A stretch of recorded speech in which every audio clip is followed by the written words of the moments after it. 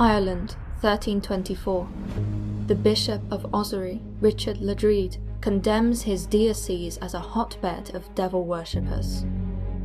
At the centre of this scandal is Dame Alice Caitella, a wealthy noblewoman accused of witchcraft by her stepchildren. A multitude of charges were levelled against Alice and her followers, chief amongst them the malicious murder of her fourth husband by means of poison and sorcery.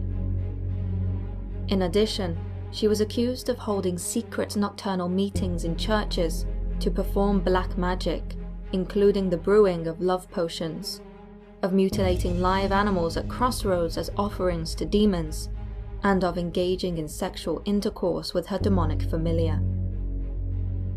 Alice would be tried and found guilty, becoming the first recorded person to be condemned as a witch. Although Alice herself would flee the country in time, one of her female servants was flogged and burned at the stake in the November of that year. In the decades that followed, fear of malevolent witches spread across Western Europe like wildfire. Believed to be the agents of the devil, widespread belief regarded them as enemies of the Christian community. On the 5th of December 1484, Pope Innocent VIII issued a papal bull which denounced the actions of those who gave themselves over to devils, male and female, and by their incantations, charms, and conjurings commit heresy, spreading their infection to the ruin of others who are innocent. The decree gave inquisitors a blank check to persecute those believed to be witches, freely and fully, according to their deserts. Within just 3 years of the bull's publication, Malleus Maleficarum, the Hammer of Witches, was published. Written by the Catholic clergyman Heinrich Kramer, the text advocated the complete extermination of witches. Using legal justification, Malleus recommended the use of torture to extract confessions of sorcery if tamer methods of interrogation proved unsuccessful. The text also promoted deception as a method to obtain confessions. And when the implements of torture have been prepared, the judge, both in person and through other good men zealous in the faith, tries to persuade the prisoner to confess the truth freely. But, if he will not confess, he bid attendants make the prisoner fast to the strappado or some other implement of torture. The attendants obey forthwith, yet with feigned agitation. Then, at the prayer of some of those present, the prisoner is loosened again, and is taken aside and once more persuaded to confess, being led to believe that he will in that case not be put to death. Despite its shocking contents, after being published in Germany, Malleus Maleficarum became an instant bestseller, and proliferated into dozens of editions throughout Europe. Astonishingly, for almost 200 years, it was second only to the Bible in sales. By the 16th century, the threat of satanic witches circulated freely in academic discourse. In 1597, the renowned intellect King James VI of Scotland, future James I of England, published a philosophical dissertation on necromancy and black magic. Intending to educate a misinformed public on the origins, practices, and implications of dark sorcery, James's demonology outlined the necessity of practicing witch hunting in a Christian society. In his preface, he stated that it had been his conscience that had moved him to warn of the dangers of the devil's power and of those who aligned themselves with his works. The fearful abounding at this time in this country of these detestable slaves of the devil, the witches or enchanters, hath moved me, beloved reader, to dispatch in this post this following treatise of mine, to resolve the doubting both that such assaults of Satan are most certainly practiced, and that the instrument thereof merits most severely to be punished.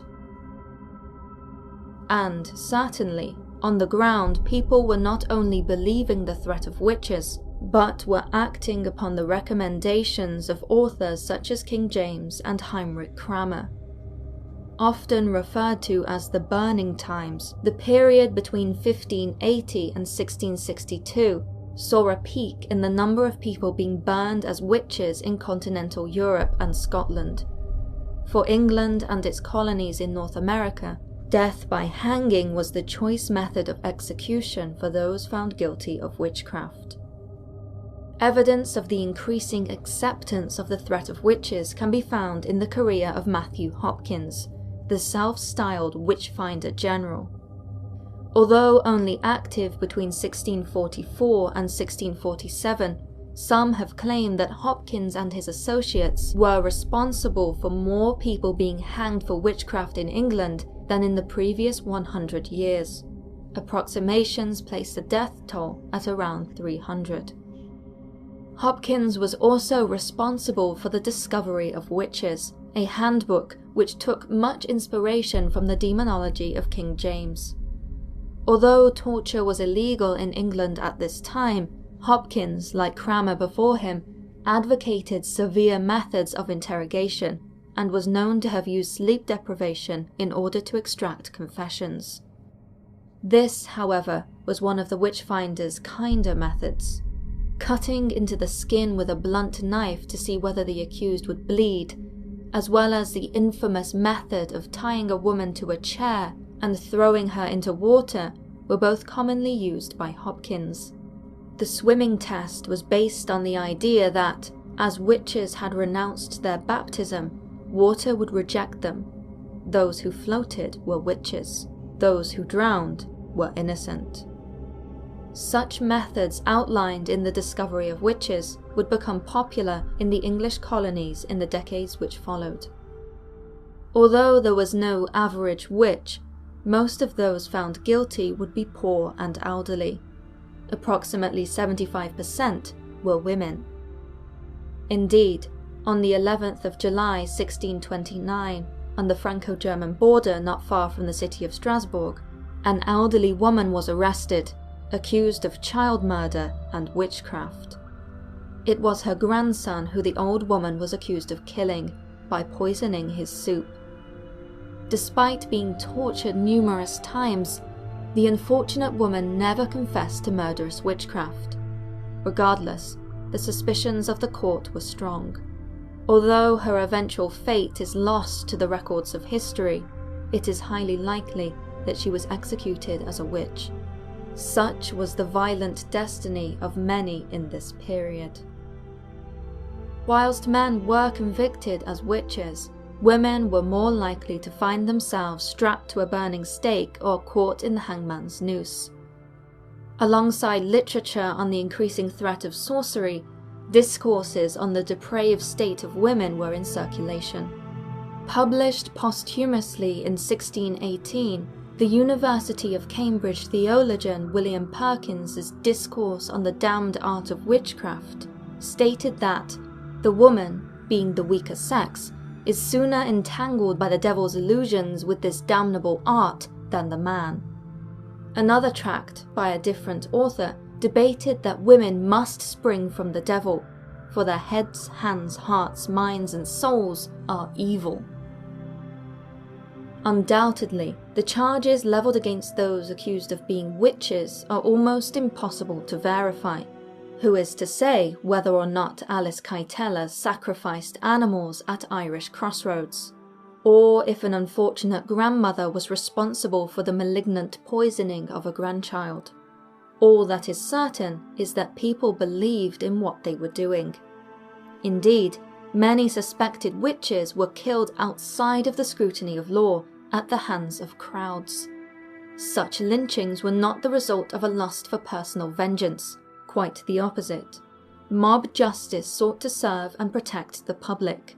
That is to say, in early modern Europe, many communities harboured genuine fears that satanic witches would bring pain and suffering upon themselves and their families. One case from Denmark, as late as 1800, saw Anna Clemens, an 82-year-old beggar woman, apprehended by angry villagers who believed her to be a witch. The one said to have instigated the lynching was a supposed wise woman, who ordered the crowd to beat the blood from the helpless old woman. At the time, it was thought that magic left the body of a witch once her blood was spilled, making it the only way to break her power. So convinced of her guilt were the villagers that Anna was beaten to death. Various explanations for the witch hunt mania which gripped Western Europe have been put forward, with increasing religious hysteria and intense paranoia in the aftermath of the Religious Reformation being one of the most convincing. It was not until the logic and rational thinking of the Enlightenment that witch mania began to subside. Before that time, however, this mass hysteria would expand from Western Europe to the English colonies in the New World, the most well-known of all the cases in the colonies being the infamous Salem Witch Trials. Yet, this was by no means the only case worthy of note. In 1688 in Boston, there lived a family by the name of Goodwin. At its head was John, a sober and pious man, a mason by trade and a father to 6 children. It was the eldest of these children, a daughter called Martha, who noticed that the family's washerwoman had been stealing some of the household's linen. She accused the woman of theft. However, little did the child know that this was no ordinary laundress, for she was the daughter of an ignorant and scandalous old woman called Goody Glover, a woman who was said to be a witch. Soon after the accusation, the eldest Goodwin child fell seriously ill. Before too long, 3 of Martha's siblings, a sister and 2 brothers, were seized by the same illness. Fits, beyond those of epilepsy, tortured the 4 children. Not only that, sometimes they would be deaf, sometimes dumb, and sometimes blind, and often all this at once. They would have their mouths opened unto such a wideness that their jaws went out of joint. The same would happen to their shoulder blades, and their elbows and hand wrists and several other joints. Onlookers described how the children would at times lie in such bizarre positions that their bodies would be stretched out, drawn backwards to such a degree that it was feared that the very skin of their bellies would have cracked. They would cry out, writhing in agony, screaming that they were being cut with knives and struck with blows that they could not bear. Naturally, John Goodwin and his wife were terrified for their children. Respected physicians were consulted for help. However, nothing could be done for their afflictions. According to the doctors, the cause of the inexplicable illnesses was the witchcraft of Goody Glover. A religious family as they were, the Goodwins prayed for an end to the children's sufferings. It was said that, after a day-long prayer vigil, the youngest of the children was delivered, their pain gone. At this point, news of the calamities which had befallen the Goodwin family reached the ears of the local magistrates. The elderly mother of the washerwoman, Goody Glover, was arrested on suspicion of witchcraft. During the subsequent trial, an order was given to search the woman's house. Suspicious items were recovered and brought into the court. These included several small images or puppets or babies made of rags and stuffed with goat's hair and other such ingredients. When one of these objects was presented to the woman, no sooner had she taken it in her hand than one of the Goodwin children fell into a fit before the whole assembly. By the end of the trial, the old woman confessed to being in league with the devil. Although the court appointed 5 or 6 physicians to assess her mental state, they concluded that she was sane and had not, through folly and madness, accidentally acquired herself the reputation of a witch. No, this woman was found to be the real thing, a satanic witch. As such, a sentence of death was passed upon her. In the days before her execution, another came forward to testify against the witch. The accuser, a woman by the name of Hughes, said that Glover 6 years earlier had caused the death of her neighbour. However, upon preparing her testimony, Hughes's own son was taken seriously ill, much like the Goodwin children. Even from the confines of a prison cell, it seemed as though the witch's deadly curse was spreading. Hugh's son, a fine and healthy boy, said that Glover had visited him in the night. He described how he had seen a black thing with a blue cap in the room, tormenting him. The dark entity, he said, had even tried to rip his bowels from his body. The next day, the mother of the boy went to Glover in the prison and asked her why she tortured her son. The witch replied that she did it because of the wrong done to herself and her daughter. She freely admitted that she had visited the boy the night before as a black thing with a blue cap, and with her hand had tried to pull out the boy's bowels but failed. During her time in prison, the old woman was visited by the Puritan minister Cotton Mather. He stated that she never once denied the guilt of her witchcraft. Rather, she appeared to revel in it, detailing her nighttime trysts with the devil, in which she prayed to a host of spirits. For this, on November the 16th, 1688, Goody Glover was hanged as a witch. Whether or not Goody Glover was truly a witch will never be known. Was she punished for inflicting harm upon defenseless children, or was she targeted for a different reason? Indeed, in an account of her trial, it is stated that the woman refused to provide answers in anything but Irish, her native language, although it was said that she understood English very well.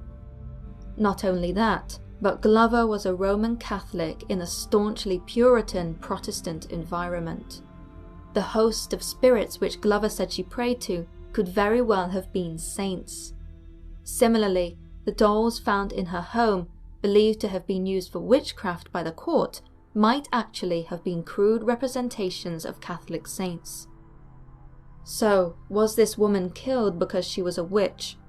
Or was she killed because the evil doings of a heretical foreigner was the only way to explain the otherwise unexplainable illnesses of the Goodwin children? These, after all, were suspicious times.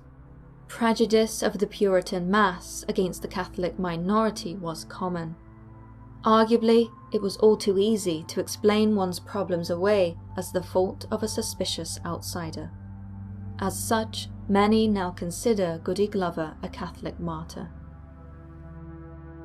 That we know so much about the case of Goody Glover and the Goodwin children is largely thanks to Cotton Mather, the Puritan minister who visited Glover twice during her time in prison.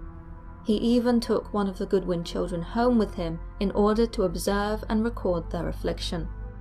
Although Mather was a Fellow of the Royal Society, having studied at Harvard University, it is clear that his religious biases affected his judgment in this case. Regardless, his book on the subject was a bestseller, and was as such widely read and discussed throughout Puritan New England. In fact, the book was so widespread that it eventually made its way into the library of another Harvard-educated Puritan minister. His name was Samuel Parris, a man who would soon enough find his hands soaked in the blood of those convicted of witchcraft in the village of Salem. Thank you for watching. If you enjoyed this video, please give it a thumbs up to let me know. Until next time, why not watch one of the videos shown on screen now? Remember, the more you know, the more there is to fear.